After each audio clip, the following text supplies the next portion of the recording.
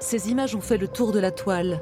Tournées par un salarié d'Insect à Poulainville dans la Somme, la plus grosse ferme d'élevage du monde en roue libre, sale, grouillante, des images qui parlent aux salariés jurassiens. Le désastre attire les araignées, les oiseaux, les mouches, les rats. Ça ne m'étonne pas du tout parce que on a vécu la même chose sur le site de Dole. C'était tout à fait ce qu'il y avait. Photo à l'appui, ce collaborateur de la première heure détaille un environnement de travail très particulier. Tout était comme ça. Il y avait tellement de mythes qu'on en respirait et elles ne rentraient par le nez ou par la bouche. Et les araignées, c'était vraiment une catastrophe. Et moi et mes collègues, on se faisait piquer plusieurs fois, quoi. On avait les conduits électriques qui étaient rongés par les insectes et tout. Rien que le fait de marcher, ça pouvait créer des courts-circuits. On n'osait même plus y toucher parce qu'on avait peur de tout faire péter, quoi. Dans la Somme, les licenciés d'Insect ont décidé de porter l'affaire en justice. Quelques jurassiens suivront.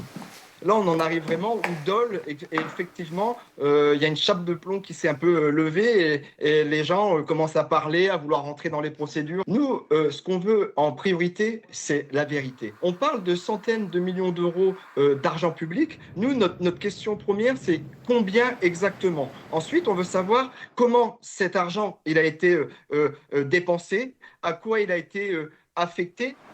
Insect, c'était la future licorne française, une start-up qui a tellement séduit qu'elle levait des fonds vertigineux, plus de 600 millions d'euros, engloutis dans un projet qui n'a jamais vraiment fonctionné.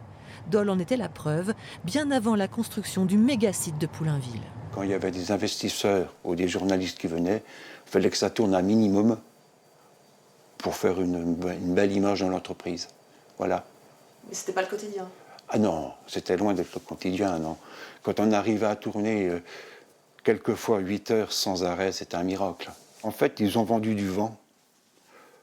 Voilà, ils ont fait des contrats de plusieurs milliers de tonnes de produits transformés qui, nous, à notre échelle à Dole, c'était inconcevable de pouvoir les faire, quoi. Racheté pour une bouchée de pain 6 mois avant la liquidation du groupe, le site de Dole est en phase de transition avec aux commandes Keprea, une société pilotée par les mêmes dirigeants qui n'ont pas répondu à nos sollicitations.